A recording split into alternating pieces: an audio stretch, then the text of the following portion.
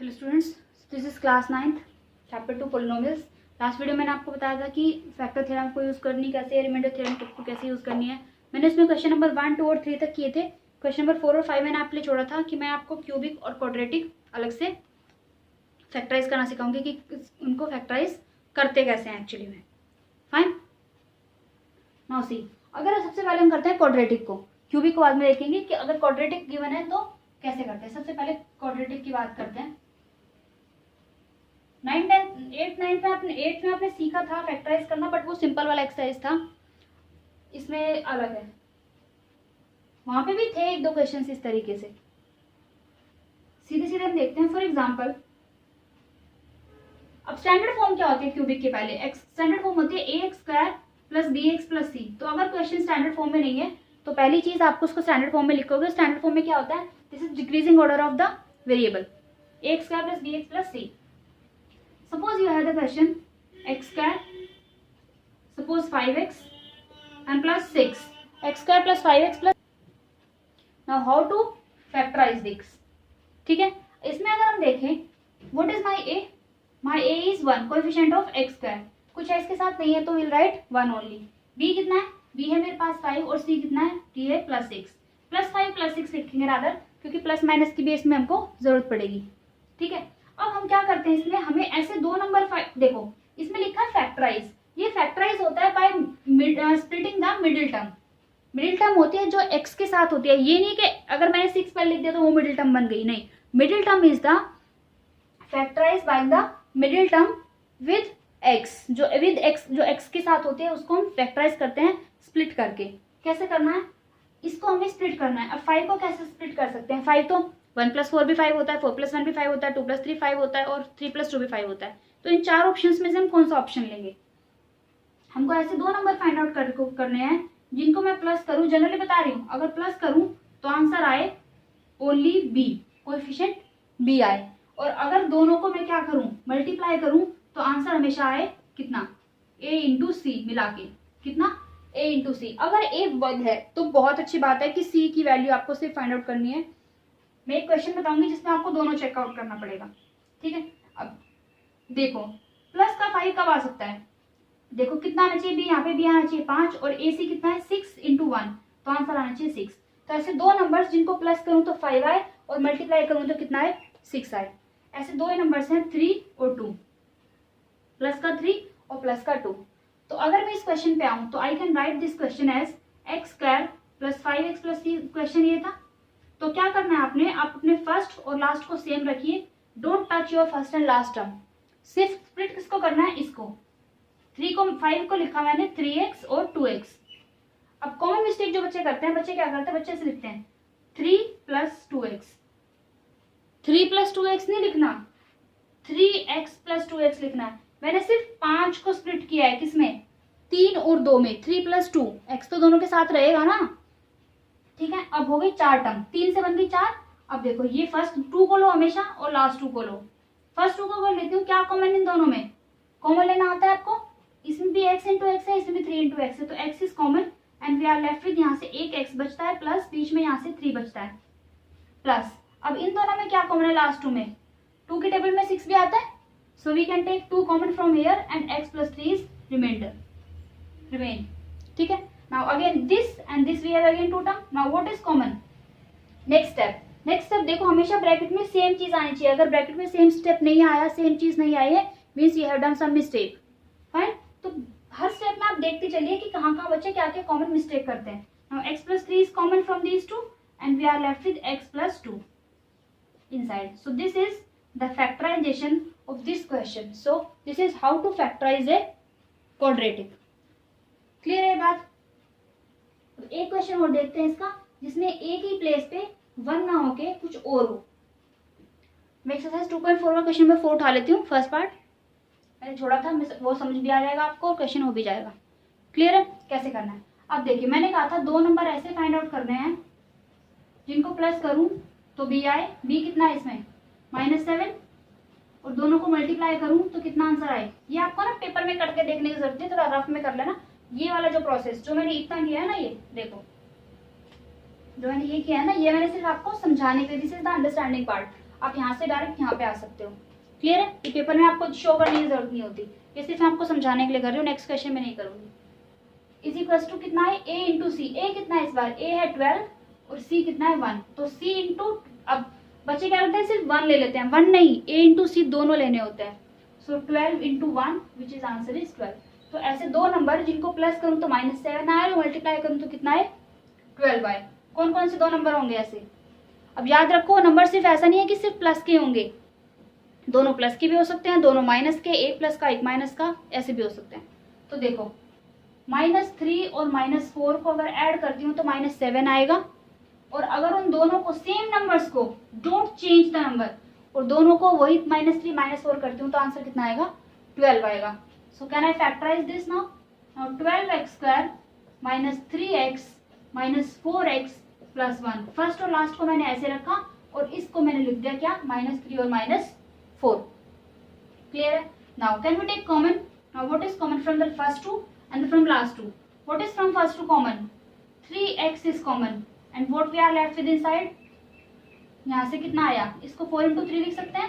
सो 4 बचता है, 3 तो मैंने बाहर ले लिया, एक x ले लिया, एक x यहाँ पे बचा माइनस, पूरा 3x बाहर उठा लिया तो सिर्फ 1 बचा। अब यहाँ पे इसमें कुछ कॉमन है, जिसमें कुछ कॉमन नहीं, विल टेक 1 4x। अब बच्चे क्या करते हैं, बच्चे लिखते हैं +1 और ये लिख दिया ऐसे। ध्यान रखो अब मैं क्या कर रही हूँ, बच्चों ने क्या लिखा, यहाँ पे तो -1 लिख दिया, चलो -1 लिख दिया, माइनस साइन था, -1 लिख दिया, अंदर क्या लिखा 4x + 1। क्या ये ब्रैकेट और क्या ये ब्रैकेट सेम है? नहीं है, इसलिए ये गलत है। आप वापस जाके देखो ना, इससे अगर मल्टीप्लाई करोगे तो -4 तो आ जाएगा, लेकिन -1 ये क्या +1 आ रहा है, उल्टा अगर जाए तो अगर आप पहला स्टेप लिख रहे हैं, आप ये देख लो कि क्या उल्टा जाने पे भी वो सेम आ रहा है नहीं आ रहा है। So this will be -1। Now the brackets are same, now my question is correct. Now from this two, now what is common? 4x minus 1 is common, so 4x minus 1 is common and we have left inside 3x minus 1. So these are the two factors of given question. Clear है बात? इस question number 4 में 4 part हैं, एक मैंने कर दिया है, मैं एक और कर रही हूँ, बाकी के 2 पार्ट आप खुद से करोगे और मुझे आंसर्स बताओगे कि आपके क्या क्या इनके आंसर्स आ रहे हैं। क्लियर है बात? फिर से एक क्वेश्चन मैं आपके साथ कर देती हूँ।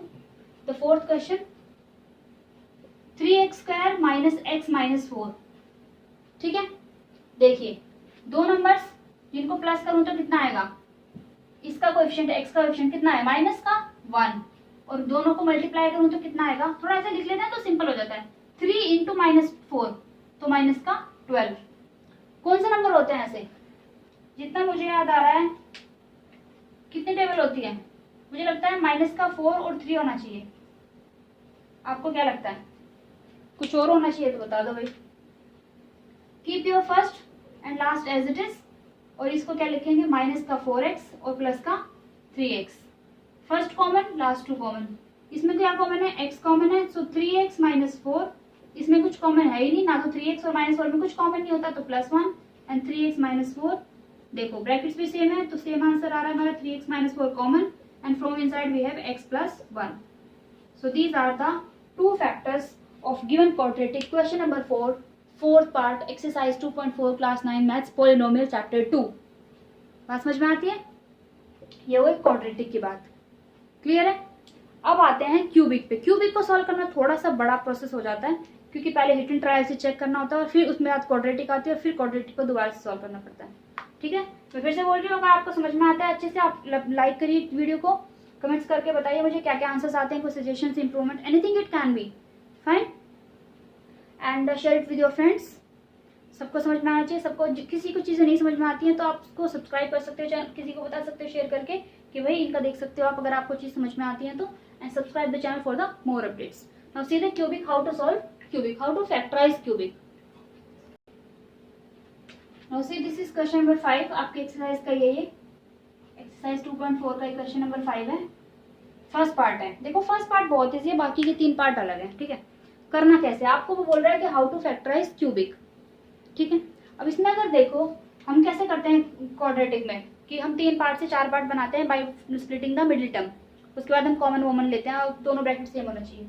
अगर इसी क्वेश्चन की बात करें फर्स्ट और लास्ट 2 में, फर्स्ट 2 में क्या कॉमन है, दिख रहा है कुछ कॉमन? एक्स स्क्वायर कॉमन दिख रहा है, तो कितना बचा यहाँ पे x, और यहाँ से कितना बचा -2, ठीक है। और यहाँ से क्या कॉमन है, यहाँ से -1 कॉमन लेंगे ताकि ये x -2 हो जाए। तो मैंने कहा था पहला क्वेश्चन बहुत सिंपल है। अब देखो ब्रैकेट्स भी दोनों सेम है, तो दोनों में से x -2 common, inside we have x square -1, ठीक है। अब याद रखो जब हम क्वाड्रेटिक को सॉल्व करते हैं वी हैव 2 फैक्टर्स, तो ऑब्वियस सी बात है जब क्यूबिक को सॉल्व करेंगे तो कितने आएंगे, 3 फैक्टर। 4 डिग्री पॉलिनोमियल को चेक करेंगे तो 4 फैक्टर, 5 को 5 फैक्टर। अब यहाँ पे कितने आए हैं, सिर्फ 2 आए हैं, तो हम ये नहीं कह सकते अभी के सॉल्व हो गई। This can be written as 1 square. Now this is nothing but a square minus b square की आइडेंटिटी पढ़ रखी है 8th क्लास में। What is that, x plus a plus b और a माइनस b। तो ये तो हो गया फर्स्ट क्वेश्चन सॉल्व इजीली कि भाई करना कैसे है, ठीक है। फर्स्ट क्वेश्चन बहुत सिंपल है, बाकी के 3 पार्ट्स हैं वो अलग हैं, उनमें आप डायरेक्टली कॉमन नहीं ले सकते और ना ही आपको कॉमन उनमें आएगा। अब नहीं आएगा तो भाई करना कैसे क्वेश्चन को, देखिए ये हो गया क्यूबिक, थर्ड पार्ट मैंने लिख लिया है, सेकंड और फोर्थ आप करना खुद से, कैसा लगता है आपको। हाँ कैसे करना है आपको, इसमें देखो इसको मान लिया कि this is equal to some px, ठीक है। क्यूबिक में जब आपके पास क्यूबिक आता है, ये छोटे बच्चों के लिए, अदरवाइज इसकी ट्रिक्स भी अलग भी होती हैं, अभी आपको वो सब नहीं फॉलो करना, आप अपना देखिए आपको करना कैसे है। ये हमारे पास x क्यूबिक में है, we try to reduce this into quadratic, और क्वाड्रेटिक फिर मेरे को सॉल्व करना आता है। उसके लिए सबसे पहले आपको क्या करना है, आपको सबसे पहले इसमें करना है hit and trial method, hit and trial.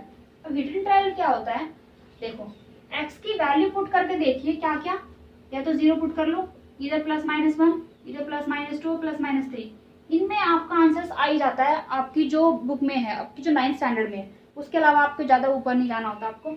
अगर इसमें 0 पुट करती हूँ p ऑफ 0, क्या कभी आंसर 0 आएगा, नहीं आएगा, 20 आएगा। अगर p ऑफ 1 पुट किया तो भी 0 नहीं आएगा कभी भी। p ऑफ -1 अगर पुट करती हूँ मैं इस इक्वेशन में तो ये कितना होगा, -1 का cube -1, this is +13, this is -32 and this is 20, है ना।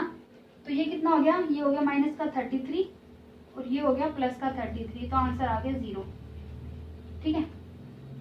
देख रहे हो मैंने क्यों किया ये मैंने, देखो -1 पुट करने के बाद, मतलब x को अगर मैंने -1 पुट किया तो आंसर कितना आता है, 0 आता है। देख रहे हो ये बात, इसका मतलब क्या हुआ, कैन आई से x + 1 = 0 is a factor of px। ये बात समझ में आती, मैंने क्यों लिखा है, हमने रिमाइंडर थ्योरम में पढ़ा था कि अगर कोई भी वैल्यू को पुट करने के बाद रिमाइंडर 0 आ जाता है, इसका मतलब क्या होता है, the given number is a 0 of the polynomial, और अगर इसको इधर शिफ्ट कर दूं तो ये क्या बन जाता है, इसका फैक्टर बन जाता है। इट वॉज x = -1, 0 था, लेकिन इधर पुट कर दिया तो ये क्या बन गया मेरा x + 1। ये बहुत सिंपल तरीका है। अगर आपके एग्जाम्पल की बात करें ना, बुक में थोड़ा अलग डिफरेंट तरीके से दिया, वो कुछ समझ में नहीं आएगा क्लियरली, ये थोड़ा सा आपको बड़ा लगेगा पर अच्छे से समझ में आएगा, गलती होने के चांसेस नहीं होंगे। इसका मतलब क्या हुआ, x + 1 is a factor of px। अगर इसका px का ये फैक्टर हुआ तो कहना इसे, अगर मैं px से px को x³ + 13x² + 32x + 20 को x + 1 से अगर मैं डिवाइड करूं तो रिमाइंडर 0 आना चाहिए, क्योंकि इसका फैक्टर है। दिख भी रहा है कि आंसर 0 आ रहा है, बात समझ में आ रही है। डिवाइड करना मैंने आपको सिखाया था, लॉन्ग डिवीजन कैसे करना है। देखिए अगर मैं करूं तो सबसे पहले x है, x³, ये चलेगा x² पे, तो x³ + x², लाइक टर्म्स के नीचे लाइक टर्म, फिर करते हैं साइन चेंज, ये कैंसिल आउट, ये बचा 12x² + 32x + 20। अब किस पे जाएगा, ये x, ये 12x², तो 12 पे 12x पे रादर, सो 12x² + 12x, फिर से minus sign change, cancel out, ये बचा 20x और ये हो गया 20। अब किस पे चला, 20 पे, तो 20x + 20, मैंने कहा था रिमाइंडर 0 ही आएगा, आगे रिमाइंडर 0। अब बोलोगे मैडम ये तो रिमाइंडर 0 आया, क्वाड्रेटिक कहाँ सॉल्व हुई, देखो एक फैक्टर तो ये आ गया x + 1, इसको करने के बाद एक नई चीज उभर के आई है, ये रही x² + 12x + 20। इसको तो सॉल्व करना आता है कि नहीं आता, क्या फैक्टर बनेगी इसके, ये 20 और ये 12, कितना होना चाहिए, क्या फैक्टर होते हैं 20 और 12 के?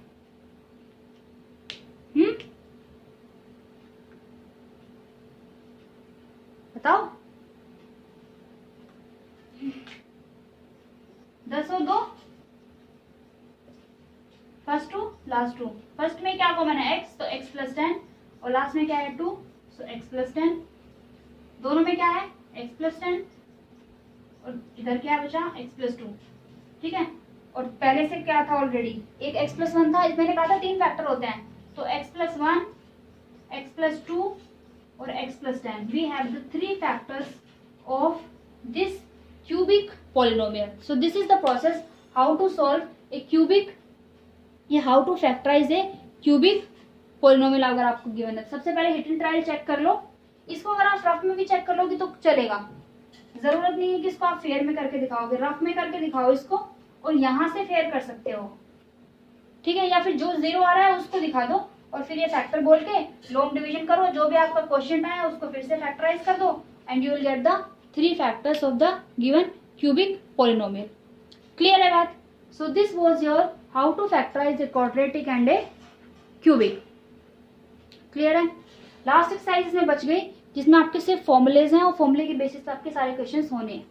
ठीक है, very important, very basic questions and very important identities. So this was end of this. In the next video will start with the all. सबसे पहले आपको सारे फॉर्मुलेज बताऊंगी, उन फॉर्मुलेज के बेसिस पे हमको क्वेश्चंस करने हैं। Fine. So if you any doubt, tell me in the comment section. Till then, thank you so much and keep practicing.